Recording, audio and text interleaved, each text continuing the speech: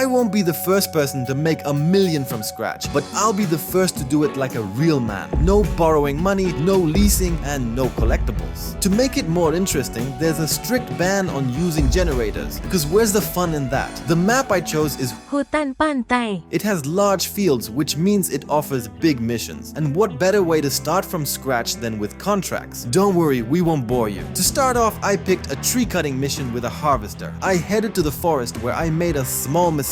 I cut down the wrong tree. Or maybe I did it on purpose? A moment later, I took on another forestry mission, this time with different equipment and in a different forest, but accidentally ended up in the same spot. Yes, you're thinking correctly. We'll borrow some wood from that contract. You can cut trees within the mission area and sell them without any penalties. Though the success rate is 50-50, sometimes I got penalized, sometimes I didn't when testing this method. What it depends on, I have no idea, but I decided to take the risk. I loaded up some wood, and I have to admit I used to dislike doing this, but I think they've improved it because loading now goes very smoothly. I didn't load too much, time is ticking, and we need cash for the next goals. Time is ticking because I have 5 hours for this challenge, and this is the first episode in a series where I aim to earn $1 billion. The first goal of this episode is to make 50,000 to start a farm. The roads in this area are very narrow, making the trip with such a load quite the challenge. But somehow I made it to the destination. For the first trailer I got nearly 6,500 and for the second just under 500. Altogether I earned almost 7,000 in half an hour. Now it's downhill from here. We can hire workers, which means I can take on another mission and delegate it to someone else. I chose a fertilizing contract because those are very profitable. They're quick and pay well. The worker handled the field and I went back to the forest. In the meantime, I cut down a few trees and the worker earned 8,000 for me. Of course, minus the cost of fertilizer. I already had 10,000 in the bank and only 40 minutes had passed. Things are heading in the right direction and fast. The next contract I took was for weeding with a sprayer. Unfortunately, there was a problem. The worker didn't want to buy the liquid themselves, so I had to supply them with a whole barrel. But then it turned out that wasn't enough, and to finish the contract, I was short by 4%. I had to buy another barrel and finish the field myself. After completing the contract, I had about 1,000 more than before starting, and some liquid left over for future tasks. However, I wasn't planning to repeat that mistake. Undeterred, I took on another fertilizing contract to return to the forest without worry. In the meantime, I cut down a lot of trees, and it was time to gather them.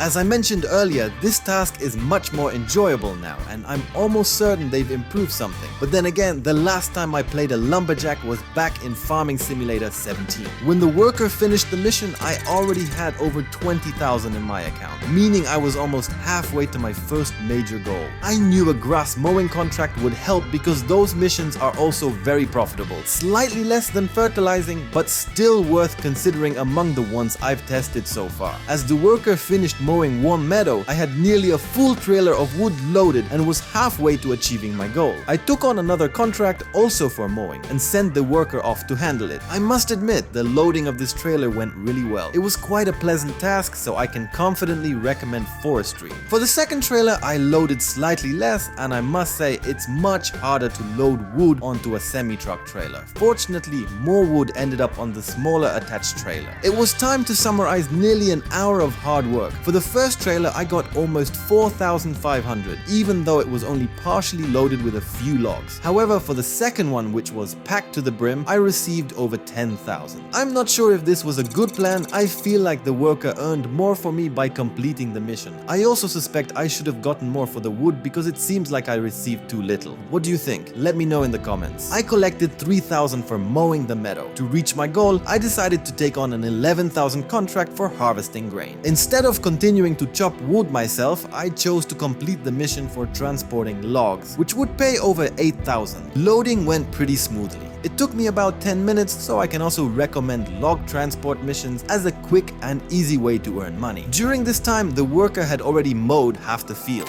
Here's an example of an ideal worker who, even on original maps, performs as expected. Meanwhile, here are my amazing skills at maneuvering around cars on narrow roads.